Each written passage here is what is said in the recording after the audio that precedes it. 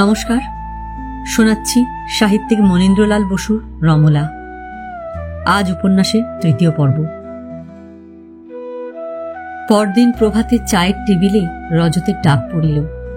সাদা মার্বেলের লম্বা টেবিলের একদিকে যোগেশবাবু বসিয়াছেন, তাহার এক পাশে কাজী সাহেব আর এক পাশে মাধবী। রমলা তাহাদের উল্টা দিকে দাঁড়াইয়া চা তৈরি করিয়া দিতেছিল। রজত ধীরে নমস্কার করিয়া ঢুকিতেই রমলা স্মিত হাস্যে তাহাকে অভিবাদন করিয়া তাহার পাশের চেয়ার দেখাইয়া দিল। মাধবী একবার নির্নিমেষ নয়নে রজতের মুখের দিকে চাহিয়া চক্ষু দুইটি চায়ের কাপে স্থাপিত করিল। কাজী সাহেব প্রসন্ন হাসি হাসিলেন। আসুন বলিয়া যোগেশবাবু অভ্যর্থনা করিলেন। রজত চেয়ারটা রমলার পাশ হইতে একটু টানিয়া ধীরে বসিল। চা তৈরি করিয়া রমলা দুষ্টামি ভরা চোখে বলিল, চা খেতে কোনো আপত্তি নেই তো, না দুধ এনে দেব? রজত যেন কিছুই বুঝিতে পারে নাই, এমন ভান করিয়া মাধবীর দিকে চাহিয়া বলিল, আগে ওকে দিন। রমলা যেন একটু লজ্জিত হইয়া বলিল, ঠিক বটে, লেডিস ফার্স্ট। সে কাপটা মাধবীকে দিয়া পরের কাপটা রজতের দিকে অগ্রসর করিতেই রজত আবার বলিল, আপনি আগে নিন। রমলা হাসি মাখা সুরে বলিল, না, গেস্ট ফার্স্ট এবার। চা দিয়া সবাইকে রুটিতে মাখন মাখাইয়া দিতে দিতে রমলা জিজ্ঞাসা করিল, কাকাবাবু আর এক কাপ? কাজী সাহেব? দাড়ি নাড়িয়া কাজী বলিলেন, না মা। আচ্ছা দাও, তোমার হাতে চাটা আর এক কাপ খেতে ইচ্ছে করছে। কাজী সাহেবকে আর এক কাপ দিয়া মাধবীর দিকে চাহিয়া রমলা বলিল, মাধু, চা? আপনি? রজত ধীরে ধীরে কাজীর দিকে কটাক্ষ করিয়া বলিল, আচ্ছা দিন আর এক কাপ, রূপালী কাপে সোনালি চা। রমলা হাসিয়া বলিল, ও তার চেয়ে কফি আরো সুন্দর দেখায়, লাভলি কফি। আচ্ছা কাকাবাবু, আজ খেয়ে ওই ফার্সি নিয়ে পড়তে পাবেন না, তার চেয়ে কোথাও বেড়াতে চলুন। কাপটা মুখ হইতে নামাইয়া যোগেশবাবু স্নিগ্ধ নয়নে রমলার দিকে চাহিয়া বলিলেন, আমার যে বাত মা, বেশি চলতে তো পারব না, এ কদিন আবার বেড়েছে। কৌতুক ভরা চোখে সবাইয়ের দিকে চাহিয়া রমলা বলিল, বাত? ও, আমি একটা বাতের ওষুধ জানি, হিমাচলের এক সন্ন্যাসীর স্বপ্নলব্ধ ঔষধ। কাজী সাহেব পেয়ালাটায় চা নিঃশেষ করিয়া প্লেট রাখিয়া বলিলেন, তাই নাকি মা, বলো তো? রমলা মাধবীর প্লেটে রুটি দিয়া বলিল, ও সে যা ভয়ঙ্কর, নিশ্চয় মাধবী ভয় পাবে। মাধবী ধীরে ধীরে বলিল, বলি না বাপু। মাখন মাখা রুটিটা নাড়িতে নাড়িতে রহস্য ভরা সুরে রমলা বলিতে আরম্ভ করিল, শুনুন কাকাবাবু, 20টা কালো কাঁকড়া বিছে, এ সাধারণ বিছে নয়, সে নাকি কোন পাহাড়ের জঙ্গলে পাওয়া যায়। সাপের মতো বিষাক্ত, কেঁচোর মতো কুণ্ডলি পাকিয়ে থাকে, কুচকুচে কালো, আর 4টে ধূত্র বিচি, 1 তোলা গাঁজা, 1 তোলা আফিম, আধপো গড়গড়ে লাল লঙ্কা। এই না 1.5 সের সর্ষের তেলে ফেলে আগুনে চড়িয়ে সেদ্ধ করতে হবে। তারপর তেল যখন ফুটবে তখন ওই জীবন্ত বিছেগুলো ফেলে দিতে হবে। সেই তেল মোড়ে মোড়ে আধসেদ থাকতে নামাতে হবে। তারপর তাই ছেঁকে যে কালো কুচকুচে তেল বেরোবে, কয়েকদিন মাখলেই, এখন সে বিছে পাওয়াই মুশকিল।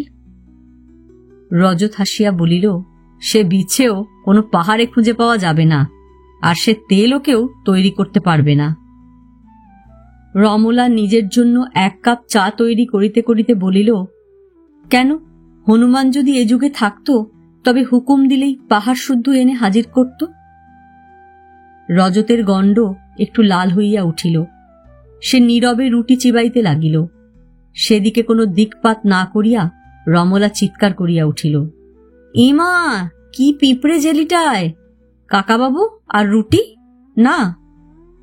জেলির শিশি হইতে পিঁপড়ে ঝাড়িতে ঝাড়িতে রজতের দিকে চাহিয়া রমলা বলিল, জানেন, একবার একদল লাল পিঁপড়ে আমাদের বোর্ডিং আক্রমণ করলে, সে এমন কাণ্ড যে চিনি রেখে চা তৈরি করতে করতে চিনি উড়ে যেতে লাগল। রজত রুটিখানি শেষ করিয়া বলিল, ও, যেমন হ্যামলিন শহরে ইঁদুরেরা আক্রমণ করেছিল, কিন্তু ছেলেদের বোর্ডিংয়ে তো অমন পিঁপড়ে হয় না।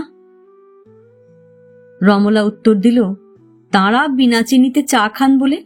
শুনুন না, সে এমন পিঁপড়ে, কাজী তো শুনেছ? কাজী দাড়িতে হাত বুলাইয়া বলিলেন, হ্যাঁ, আর তার সঙ্গে ছারপোকা আরশোলার আক্রমণটা বাদ দিচ্ছ যে? রমলা চামচে করিয়া চায়ে চিনি মিশাইতে মিশাইতে বলিল, আমাদের গান হলো জানেন কি কাকাবাবু? জ্যামেতে জেলিতে শাড়িতে ফুলেতে পিঁপড়ে সকল ঠাঁই, পাউডার আর পমেটমটিতে পিঁপড়েরা ভরা ভাই, সাবান মাখাও দায়, চানাচুর আর চকলেট যত নিমেষে উড়িয়া যায়। যোগেশবাবু নিম্নস্বরে বলিলেন, কে লিখেছিল গানটা? মাধবী ঠোঁট মুচকাইয়া হাসিয়া বলিল, নিজেরই লেখা গান শোনানো হচ্ছে। রজত তাহার মুখের দিকে চাহিতেই রমলা সলজ্জভাবে নিজের চেয়ারে বসিয়া পড়িয়া নিজের রুটিতে জ্যাম মাখাইতে মনোনিবেশ করিল। কাজী রজতের দিকে কটাক্ষ করিয়া বলিলেন, আর একবার গাও তো মা। রমলা বলিল, বাহ, আমার চা ঠান্ডা হয়ে যাচ্ছে।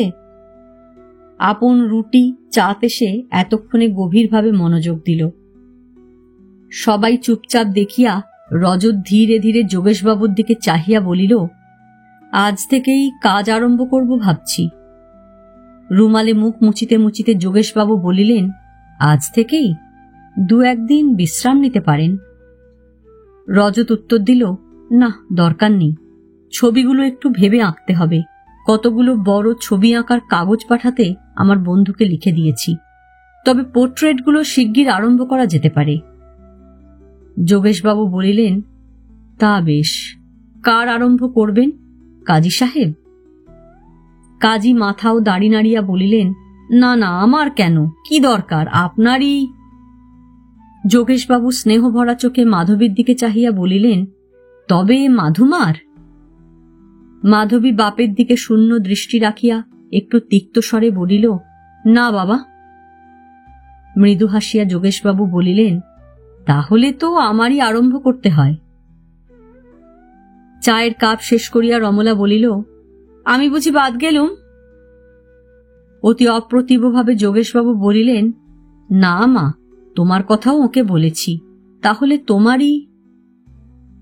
তাহাকে বাধা দিয়া রমলা পরিহাসের সুরে বলিল, আমি চুপ করে বসে থাকলে তো উনি আঁকবেন, আমি সিটিং দেব না, চুপচাপ বসে থাকতে পারবো না। রজত ঠোঁট মুচড়াইয়া হাসিয়া বলিল, সিটিং দেবার দরকার হবে না। তারপর ধীরে বলিল, কাজী সাহেবের ছবি আগে আরম্ভ করা যাক। যোগেশবাবু বলিলেন, আচ্ছা, তাই বেশ, আর মাধুমাকে একটু আঁকতে শিখিয়ে দেবেন। রজত বলিল, একটা সময় ঠিক করলে ভালো হয়। মাধবীর দিকে ফিরিয়া যোগেশবাবু স্নিগ্ধস্বরে বলিলেন, কখন তোমার সময় হবে মা? চোখ না তুলিয়াই গম্ভীর কণ্ঠে মাধবী বলিল, আমার সময় হবে না বাবা। যোগেশবাবু একটু আশ্চর্য হইয়া বলিলেন, কেন মা, শরীরটা ভালো নেই? ধীরে বাবার দিকে নিমেষের জন্য চাহিয়া বলিল, আচ্ছা, দুপুরে 1 ঘন্টা। রজত যোগেশবাবুর দিকে চাহিয়া বলিল, 2 ঘন্টা হলে ভালো হয়। যোগেশবাবু মৃদু হাসিয়া বলিলেন, আচ্ছা, ও 1 ঘন্টায় শিখুক, আর 1 ঘন্টা নয় রমুকে। রমলা রুটির অর্ধেক হইতে ভাঙিয়া লইয়া বলিল, না কাকাবাবু, আমার ওসব ভালো লাগে না, ওসব হবে না, ততক্ষণ পুডিং রাঁধলে। কাজী হাসিয়া বলিলেন, বেশ মা, আমাদের তুমি রোজ নতুন নতুন পুডিং খাইও। রমলা উৎসাহের সহিত বলিল, আচ্ছা, কি খাবেন? Almond pudding, custard pudding, French pudding, quaking pudding? Rajat বলিল, ও শেষেরটা নয়। কাজী বলিলেন, সেই কি রমলা পুডিং খাইয়েছিলে? ও বলিয়া রমলা তাহার রুটিতে মন দিল। যোগেশবাবু উঠিয়া দাঁড়াইতে কাজী ও মাধবী উঠিয়া দাঁড়াইলেন। তিনি এক হাতে তাহার লাঠি আর এক হাতে মাধবীর হাতে ভর দিয়া ধীরে ধীরে ঘর হইতে বাহির হইলেন। কাজী তাহার পিছন পিছন চলিলেন। রজত একবার রমলার মুখের দিকে বিমুগ্ধ নয়নে চাহিয়া পাশের দরজা দিয়া বারান্দায় বাহির হইল। সবাই চলিয়া গেল। রমলা তাহার জ্যাম মাখা রুটির শেষ টুকরা চিবাইতে চিবাইতে একটা চামচ লইয়া প্লেটে কাপে টুং টুং শব্দ করিয়া এক পিয়ানোর সুর বাজাইতে লাগিল। হাসি ভরা সুরে বলিয়া উঠিল, কেমন বাজছে বলতো মনিয়া? কিশোর চাকরটি কালো টিকের মুখে আগুনের মতো তাহার পানের রাঙা ঠোঁটগুলি আনন্দে কাঁপাইয়া বলিল, ভারী সুন্দর দিদিমণি, কিন্তু যখন ঝনঝন করে প্লেট ভেঙে পড়ে। তুই ভাঙতে পারিস এ প্লেটখানা? খুব পারি, ভাঙ। বকবেন মাধু দিদিমণি, বকবেন। আমি বলছি তুই ভাঙ। না দিদিমণি। আচ্ছা, আমি ওর দাম দেব, তুই বাজার থেকে কিনে আনিস। না দিদিমণি। যা বিতু, দেখ। রমলা চেয়ার হইতে লাফাইয়া উঠিয়া একখানি মাখন লাগানো পাখি ফুল আঁকা বড় প্লেট মেজেতে জোরে ফেলিয়া দিল। ঝনঝন শব্দে প্লেটখানি ভাঙিয়া সাদা টুকরোগুলি চারিদিকে ঠিকরাইয়া পড়িল। সহাস্য চোখে সেই ভগ্ন খণ্ডগুলির দিকে চাহিয়া রমলা দাঁড়াইয়া রহিল। প্লেট ভাঙার শব্দে দুই দিক হইতে মাধবী ও রজত ছুটিয়া আসিল। মনিয়া ভীত মুখে মাধবীর মুখের দিকে চাহিয়া বলিল, দিদিমণির হাত থেকে প্লেটটা পড়ে ভেঙে গেল। রমলা হাসির বাতাস তুলিয়া বলিল, যা মিথ্যুক, একখানা প্লেট ভেঙে দেখলুম ভাই, কেমন শব্দ শুনতে। মাধবীর গম্ভীর মুখ হাসির আলোয় একটু উজ্জ্বল হইয়া উঠিল দেখিয়া রজতের দীপ্ত মুখের দিকে চাহিয়া রমলা বলিল, গেটের গল্প জানেন না? একবার তিনি রান্নাঘরে ঢুকে দেখেন ঘরে কেউ নেই, সাদা ধপধপে প্লেটগুলি টেবিলে সাজানো। একে একে সেগুলো তিনি জানলা দিয়ে রাস্তায় ফেলতে শুরু করলেন। প্রত্যেকখানা ঝংকার দিয়া ভাঙে আর তিনি হাততালি দিয়ে ওঠেন। তার মা তো শব্দ শুনে ছুটে এসেছেন। গেটে মনের আনন্দে প্লেটের পর প্লেট ভেঙে চলেছেন। মা এসেছেন খেয়াল নেই। মা তার ছেলের সুখের আনন্দের দিকে চেয়ে চুপ করিয়ে দাঁড়িয়ে রইলেন। বকুনি দেওয়া হল না। কথা শেষ করিয়া রমলা চাহিয়া দেখিল মাধবী নাই, চলিয়া গিয়াছে। সেই জন্যই তিনি এত বড় কবি হতে পেরেছিলেন বলিয়া রজত মুচকি হাসিয়া চলিয়া গেল। রমলা একটা পিয়ানোর সুর মৃদু গাইতে গাইতে মনিয়ার সঙ্গে প্লেটের ভাঙা অংশগুলি তুলিতে লাগিল। সেই দিনই কাজ আরম্ভ করিয়া দিবে বলিল বটে, কিন্তু সমস্ত সকাল রজত আপন ঘরে হেলাফেলা করিয়া কাটাইল। প্লেট ভাঙার ঝনঝনানির সুর তাহাকে ঘিরিয়া প্রভাতের আলোয় বাজিতে লাগিল।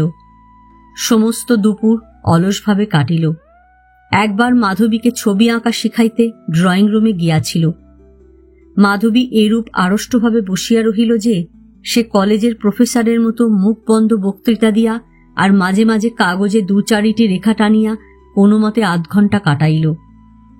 তারপর মাধবী ভালো লাগছে না বলিয়া তাহাকে বিদায় দিল। একা ঘরে সে দিবা স্বপ্নের জাল বুনিতে লাগিল। রজত বিকালে যখন বেড়াইতে বাহির হইল, মাধবী ও রমলা পিয়ানোর কাছে বসিয়া গল্প করিতেছিল। ড্রয়িং রুমের পাশ দিয়া গেলেও কেহ তাহাকে ডাকিল না। সে ধীরে একা সামনের পথ ধরিয়া বেড়াইতে চলিয়া গেল। নূতন অজানা জায়গার পথে ঘোরার মহারহস্য আছে।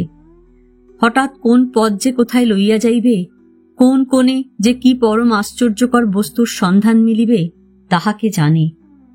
চঞ্চল উৎসুক চিত্ত লইয়া রজত পথ ধরিয়া বরাবর চলিল। রমলা মাধবীর নিকট তাহার কলেজের গল্প করিতেছিল। রজত বারান্দা দিয়া চলিয়া যাইতেছে দেখিয়া বলিয়া উঠিল, আচ্ছা ভাই মাধু, রজতবাবু বেশ আঁকতে পারেন না? একখানি সচিত্র বিলাতি পত্রিকার পাতা উল্টাইতে উল্টাইতে মাধবী বলিল, চেয়ারটা একটু দোলাইয়া রমলা বলিল, কাল রাতে কি সুন্দর বাঁশি বাজাচ্ছিলেন। আমাদের বোর্ডিংয়ের সেই ফিরিঙ্গি মেয়েটা মনে নেই, যার মুখ ঠিক পানের মতো, সে এক ছেলের বাঁশি বাজানো শুনে তাকে বিয়েই করে ফেলল। এর বাঁশি শুনলে কি করত না জানি। আর আঁকেন তো চমৎকার। অবশ্য আমি ছবির কিছুই বুঝি না। মৃদু হাসিয়া মাধবী পত্রিকাখানা মরিয়া বলিল, গুণের তো ব্যাখ্যা হল, এবার তোমার কিন্তু দিয়ে আরম্ভ করো। রমলা যখন কাহাকেও প্রশংসা করিতে আরম্ভ করে তখন তাহার বন্ধুরা সন্ত্রস্ত হইয়া উঠে। কতকগুলি প্রিয় সত্য ও মিথ্যার পর না জানি কি অপ্রিয় তীক্ষ্ণ সত্য কথা বাহির হইবে। সে কাহারও দোষ বলিতে গেলে আগে তাহার গুণের তালিকা দিয়া শুরু করে। চেয়ারে স্থির হইয়া বসিয়া রমলা বলিল, না, কিন্তুটা থাক, তুমি তাহলে যা চটবে। বেশ মেয়ে, বা আমি চটব কেন? রমলা মাধবীর কাছে চেয়ারটা টানিয়া আনিয়া তাহার দীর্ঘ কুঞ্চিত কেশগুলি নাড়িতে নাড়িতে বলিল, আচ্ছা ভাই, ওর বাড়ি কোথায়? বাবা মা আছেন নিশ্চয়? একখানি নূতন মাসিক পত্রিকা নাড়িতে নাড়িতে মাধবী বলিল, তা আমি কি জানি? ছবি আঁকতে এসেছেন, তার বাড়ির খবর কে জিজ্ঞেস করতে গেছে? মাধবীর বাম গালটা টিপিয়া রমলা বলিল, আঁকতেই তো এসেছেন। তোমার মনে কিছু না আঁকেন তাই বলছি। রমলার হাতটা জোরে টিপিয়া মাধবী বলিল, যা, বাজে বকিস না, কার মনে কে কি আঁকে তা দেখা যাবে। রমলা ধীরে উঠিয়া মাধবীর গলা জড়াইয়া ধরিয়া তাহার হাতে খোলা পত্রিকার উপর যেন ঝুঁকিয়া পড়িল। হাসিয়া বলিল, এবার এসে তোকে ভারী সুন্দর দেখাচ্ছে। কি মেমগুলোর ছবি দেখছিস, ওদের চেয়ে তোকে দেখতে ভালো। দেখ তো, রং যেন ফেটে পড়ছে। বলিয়া তাহার রক্তিম অধরে এক চুম্বন করিল। আহ, কি করিস, আর জ্বালাতন করিস না রমু। বেশ করব, বলিয়া তাহার ডান গালটা সজোরে টিপিয়া রমলা তাহাকে ছাড়িয়া দিল। মাধবীর গম্ভীর মুখের দিকে চাহিয়া রমলা বলিল, তুমি কিন্তু এবার এমন গম্ভীর হয়ে গেছ, আমার এসে প্রথম ভয়ই করেছিল। তারপর পিয়ানোর সম্মুখে চেয়ারে বসিয়া রমলা বলিল, এবার প্রাইজের সময় যে গানটা বাজিয়েছিলুম শুনবি? পত্রিকা উল্টাইতে উল্টাইতে মাধবী বলিল, আচ্ছা, বাজা। রমলা পিয়ানোয় ঝংকার দিল। একা একা বেশি দূর যাইতে রজতের ইচ্ছা হইল না। সে যখন বেড়াইয়া ফিরিল, সন্ধ্যা হয় হয়। রমলা পিয়ানোর পাশে চুপচাপ বসিয়া আছে, মাধবী উপরে পিতার নিকট চলিয়া গিয়াছে। রজত ড্রয়িং রুমে ঢুকিতে রমলা তাহাকে লক্ষ্য করিল না দেখিয়া সে যেন অন্ধকার ঘরটিকে উদ্দেশ্য করিয়া বলিল, আজ অনেক দূর বেরিয়ে এলুম। রমলা হাসিয়া উঠিয়া বলিল, মোটেই না, এইমাত্র তো গেলেন। অপ্রস্তুত হইয়া রজত বলিল, অনেক দূরই তো বোধ হল, বেশ জায়গাটা। রমলা কোনো উত্তর না দিয়া চেয়ারটাকে মৃদু দোলাইতে লাগিল। রজত ধীরে ধীরে বাহির হইয়া গেল, বারান্দা পার হইয়া লাল পথ দিয়া গেটের দিকে চলিল। এবার সে সত্যই বহু দূর ঘুরিয়া অনেক রাতে বাড়ি ফিরিল। এইরূপে রজতের কয়েকদিন কাটিয়া গেল। সকালবেলা কাজী সাহেবের পোর্ট্রেট আঁকিয়া যোগেশবাবুর সঙ্গে ছবি আঁকা সম্বন্ধে আলোচনা করিয়া কাটিয়া যায়। দুপুরের কিছুক্ষণ মাধবীকে ছবি আঁকা শেখানো হয়। বাকি সময়টুকু রজত নিজের ঘরে বসিয়া আপন খুশি মতো ছবি আঁকে বা লাইব্রেরিতে ছবির বই দেখে, অলসভাবে কাটায়। সন্ধ্যাবেলা ও রাত্রি একা বেড়াইয়া, বাঁশি বাজাইয়া, নভেল পড়িয়া কাটিয়া যায়। ছবি আঁকা শেখানোর সময় মাধবী অতি আড়ষ্টভাবে বসিয়া থাকে। প্রয়োজনের অতিরিক্ত কোনো কথাই বলে না। মাঝে মাঝে দু একবার পেন্সিল বা তুলির টানের মধ্যে তাহার কাঁচের মতো স্বচ্ছ চোখ রজতের অগ্নির মতো দীপ্ত চোখের উপর গিয়া পড়ে, কিন্তু সে ক্ষণিকের জন্য। তৃতীয় দিন একবার ও চতুর্থ দিন দুইবার রজতের আঙুলের সঙ্গে মাধবীর আঙুল নিমেষের জন্য ঠেকিয়াছিল, কিন্তু তাহাতে রজত কিছুই চঞ্চল হয় নাই। মাঝে মাঝে রজতের কথা শুনিতে শুনিতে মাধবী যেন তাহার স্বাভাবিক গাম্ভীর্য হারাইয়া ফেলিত। মাঝে মাঝে মনে হইত যেন তাহার মাথায় কিছুই ঢুকিতেছে না। হঠাৎ সে অতি শ্রান্ত বলিয়া তাহার ছবি রজত কিরূপভাবে সংশোধন করিতেছে তাহা না দেখিয়া উঠিয়া যাইত, আবার কিছুক্ষণ পরে ফিরিয়া আসিত। মাধবীর জন্য রজতের মনে বিশেষ কোনো চাঞ্চল্য ছিল না, কিন্তু রমলা তাহাকে মাঝে মাঝে সত্যই চঞ্চল করিয়া তুলিত। রমলার সহিত বেশি মেশামেশি যে মাধবী পছন্দ করে না তাহা সে বেশ বুঝিতেছিল। ভদ্রতা অনুসারে কিরূপ ব্যবহার করা উচিত, কি কথা বলা যায় তাহা সে বুঝিয়া উঠিতে পারিত না। সে যতই এটিকেটের পাহাড় তুলিয়া রমলার নিকট হইতে দূরে থাকিতে চাহিত, ততই সে গিরিঝর্ণার মতো কল গানে সব বাধা ভাসাইয়া দিত। রজত কাজীর ছবি আঁকিতেছে। সহসা সে ঘূর্ণি হাওয়ার মতো কোথা হইতে আসিয়া কাজী সাহেবের চেয়ার টানিয়া রজতের দিকে কটাক্ষপাত করিয়া চলিয়া গেল। মাধবীকে ছবি আঁকা শেখাইতেছে। জানলা বা দরজার আড়াল দিয়া তাহার দুষ্টুমি ভরা চাউনি সহসা জ্বলিয়া উঠিল। কখনো বা ঘরে ঢুকিয়া মাধবীর ঘাড়ে ঝুঁকিয়া ছবি সম্বন্ধে অফুরন্ত মন্তব্য অনর্গল বকিয়া কোনো কথা না শুনিয়া চলিয়া গেল। লাইব্রেরিতে রজত ছবি দেখিতেছে। সেও একখানি ছবির বই টানিয়া লইয়া কোনো সূত্র ধরিয়া কয়েক মিনিট গল্প করিয়া চলিয়া গেল। তাহার সহিত যে কিরূপে মেশা যায় তাহা রজতের সমস্যার ব্যাপার হইয়া দাঁড়াইল। তাহার সহিত বেড়াইতে যাইবার সুবিধা বা একা থাকিবার সুযোগ সে দিত না, দিতে কেমন ভয় করিত। এখানে আসিয়া রজত খুব ভোরে উঠিত। তাহার ঘরের সম্মুখেই দিগন্ত ভরা প্রান্তর, তাহার একদিকে পাহাড় আর একদিকে শালবন। এই উন্মুক্ত পার্বত্য দেশে শিশির ঝলমল উষার অরুণোদয়ের শোভা তাহাকে প্রথম দিনেই মুগ্ধ করিয়াছিল।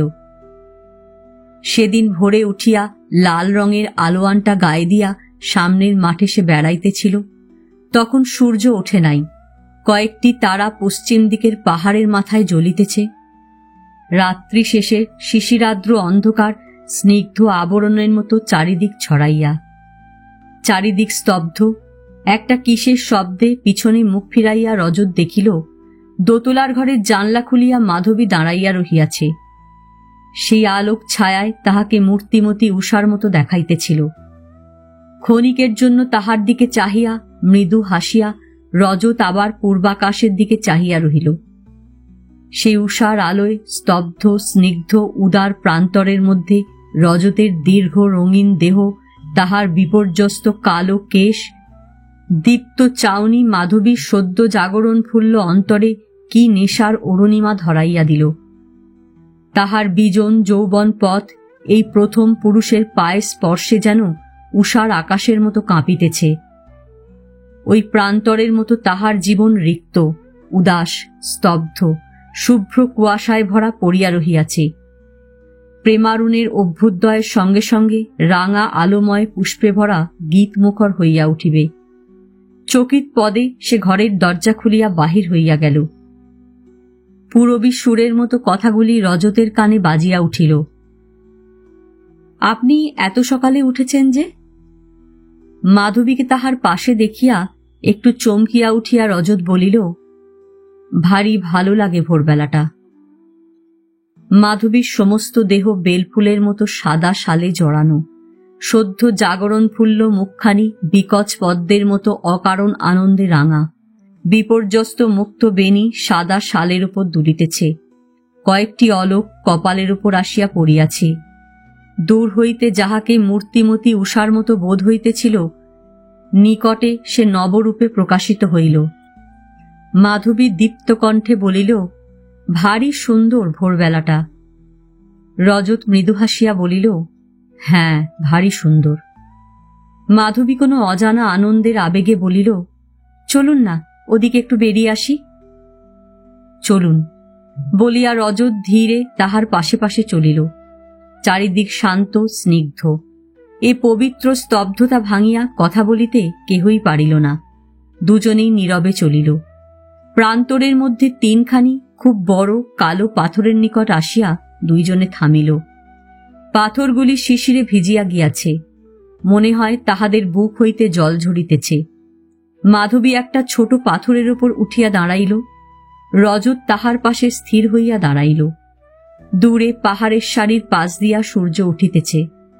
পূজার মুহূর্তের পূর্বে পূজারী যেমন প্রতিমার দিকে চাহিয়া চুপ করিয়া দাঁড়ায়, তেমনি দুইজনে দাঁড়াইয়া রহিল। ধীরে ধীরে চক্রবাল রাঙা করিয়া সূর্য উঠিতে লাগিল। ঘাসে ঘাসে পাথরে পাথরে শিশির বিন্দু ঝকমক করিয়া উঠিল। পাহাড়ে পাহাড়ে শালবনের অন্ধকারে হাওয়া জাগিয়া মাতামাতি শুরু করিল। সূর্য যখন সম্পূর্ণ উঠিয়া দিনের যাত্রা শুরু করিল, মাধবী একবার দীপ্ত নেত্রে রজতের দিকে চাহিল।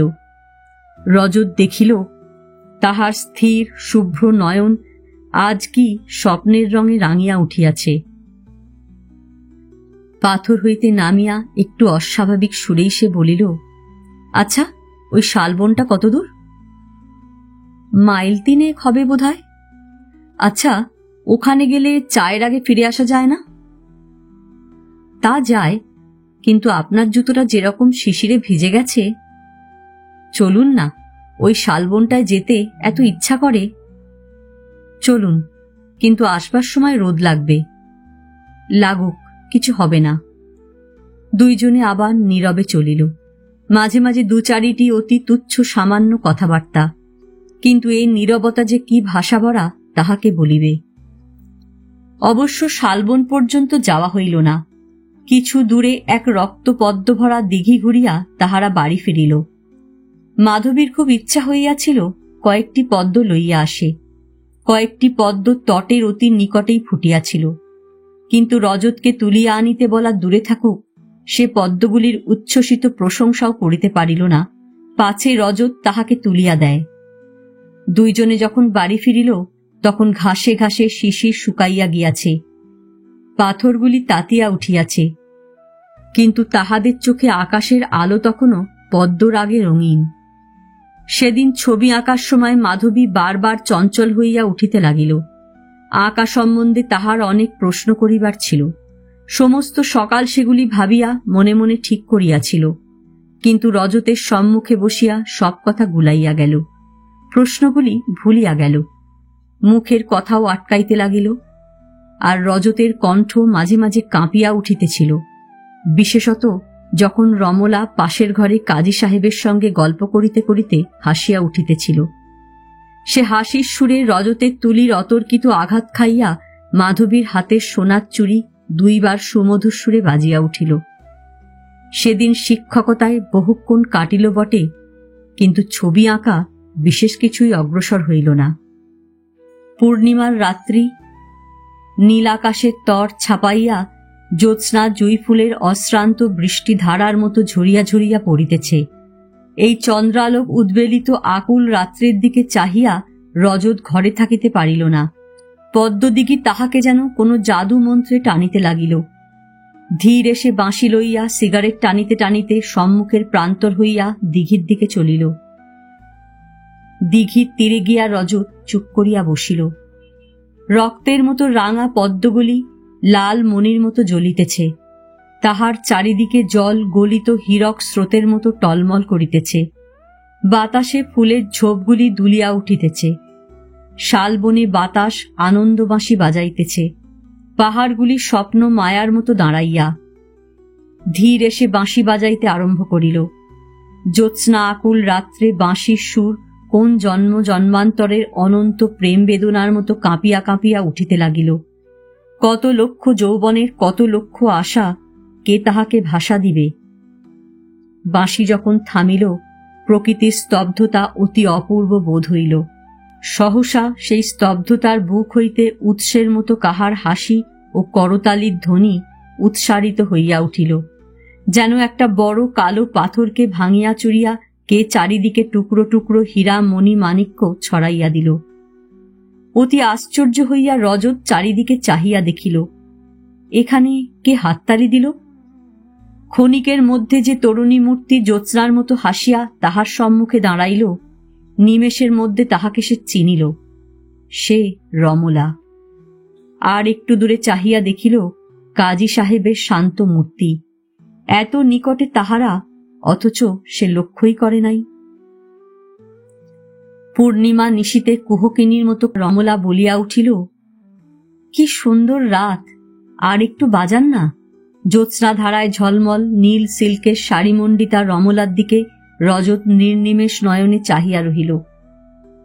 আপনারা সকালে এখানে বেড়াতে এসেছিলেন, আমরা রাতে এলুম। ভাগ্যিস এসেছিলুম, তাই বাঁশি শুনতে পেলুম। বাঁশি থামালেন যে? বলিয়া রমলা একটা পাথরে বসিয়া পড়িল। রজত বলিল, অনেকক্ষণ বাজিয়েছি, তার চেয়ে আপনি একটা গান গান। আমার গান শোনেননি?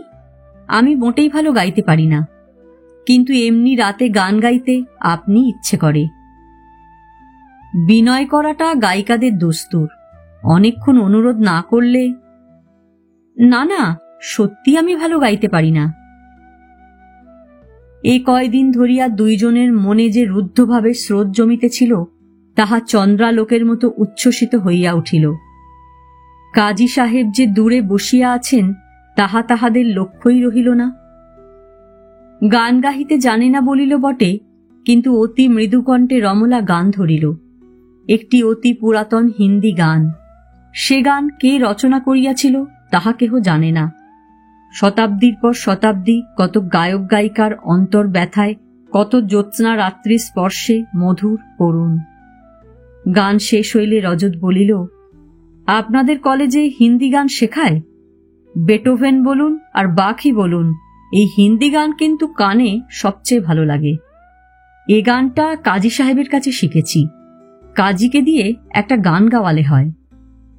দুইজনে ফিরিয়া দেখিল কাজী সাহেব কোথাও নাই। তিনি এতক্ষণ ধ্যানরতের মতো পাথরে স্তব্ধ হইয়া বসিয়াছিলেন।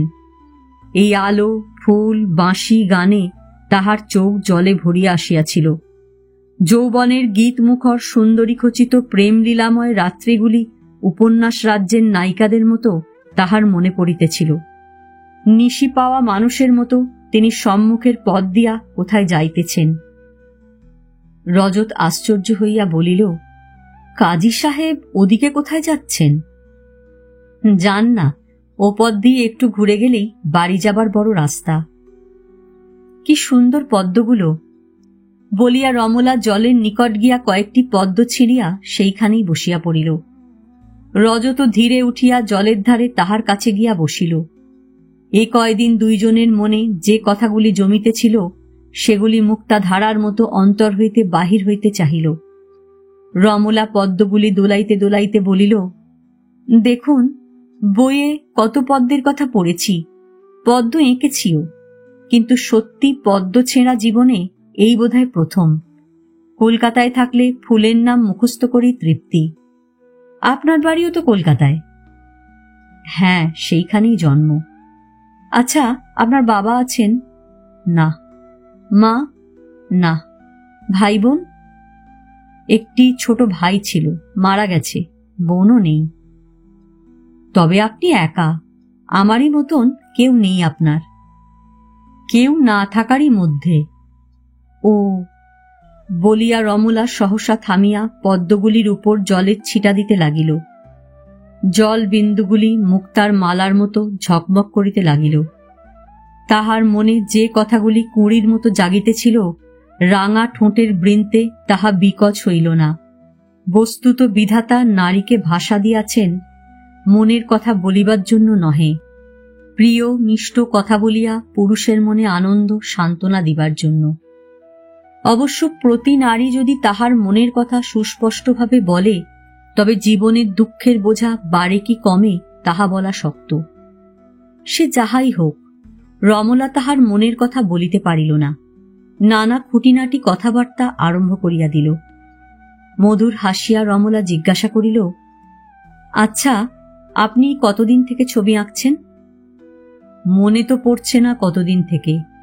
এ বিষয়ে কেউ জিজ্ঞাসা করবেন জানলে তারিখটা, মিনিট, সেকেন্ডটা পর্যন্ত লিখে রাখতুম। বোধহয় 9 বছর বয়সের সময় আমার এক মামা আমার জন্মদিনে এক আঁকবার বাক্স দেন, সেই দিন থেকেই।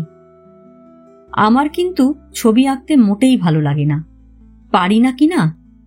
আচ্ছা, ওই পাহাড়টায় বেড়াতে গেছেন কোনোদিন? না, চলুন না, একদিন পিকনিক করা যাক ওখানে। আজকের পুডিংটা কি বিচ্ছিরি হয়েছিল নয়? যা পুড়ে গেল। না, বেশ হয়েছিল তো, কিন্তু কালকেরটা চমৎকার হয়েছিল। কি চমৎকার রাত না? কিন্তু বোধহয় অনেক রাত হয়ে যাচ্ছে। সুন্দর রাত, খুব বেশি রাত হয়নি। আচ্ছা চলুন, যেতে অনেকক্ষণ লাগবে।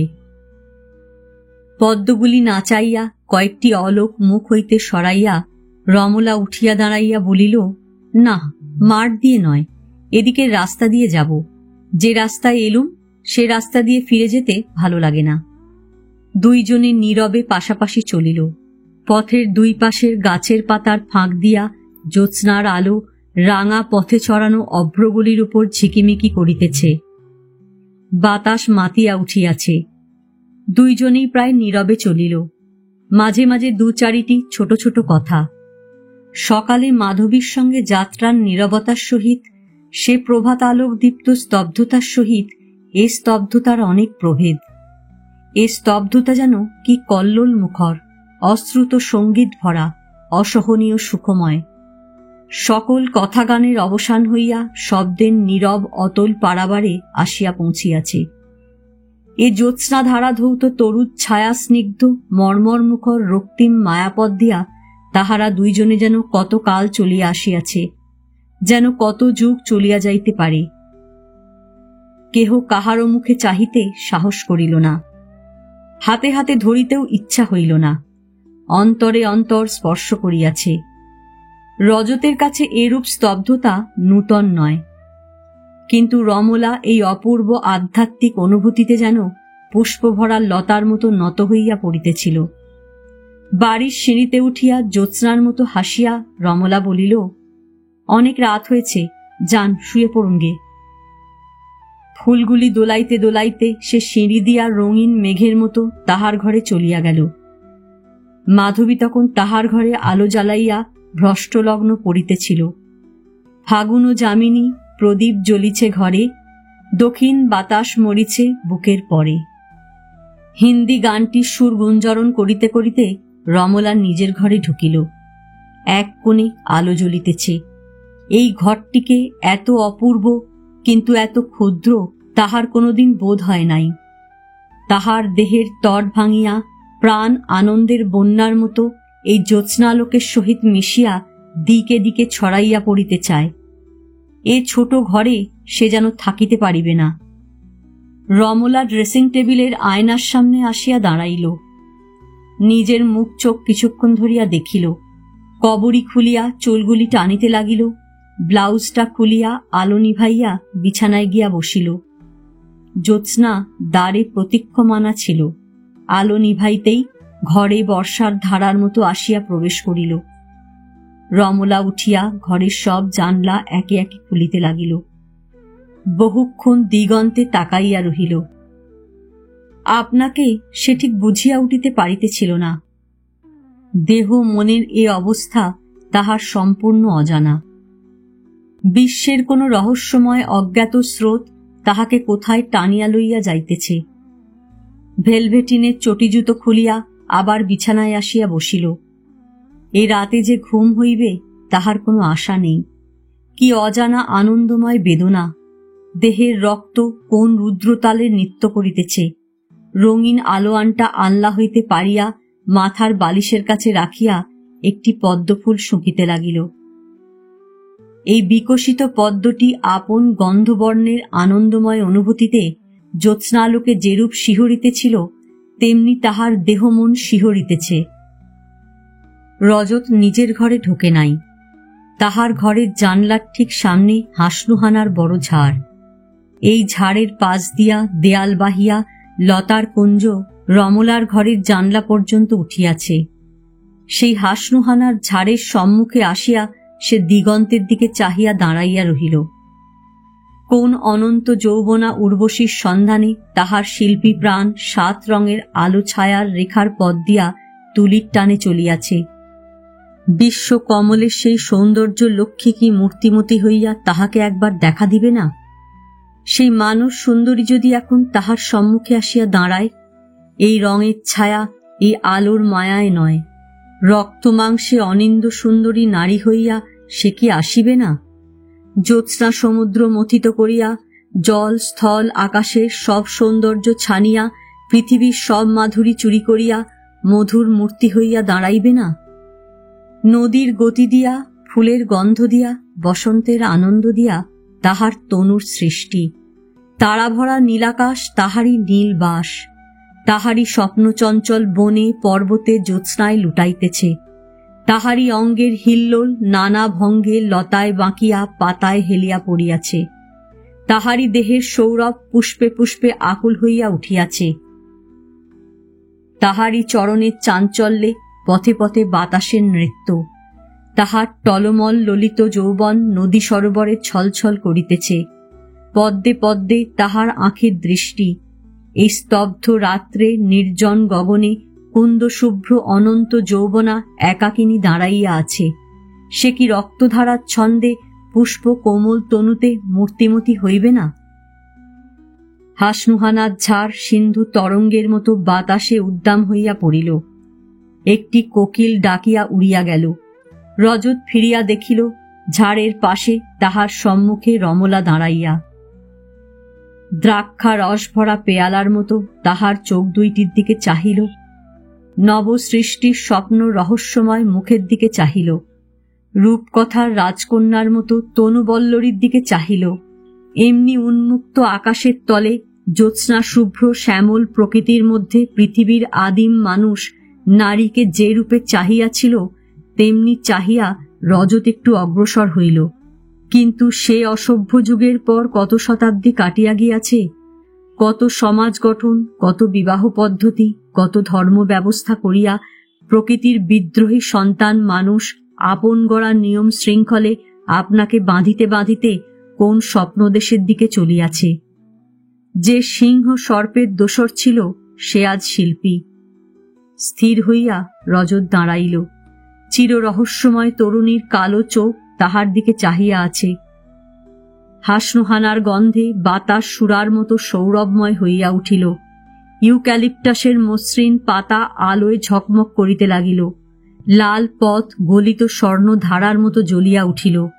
রং বেরঙের ক্রোটনের শাড়িতে বর্ণের হোলি খেলা শুরু হইল।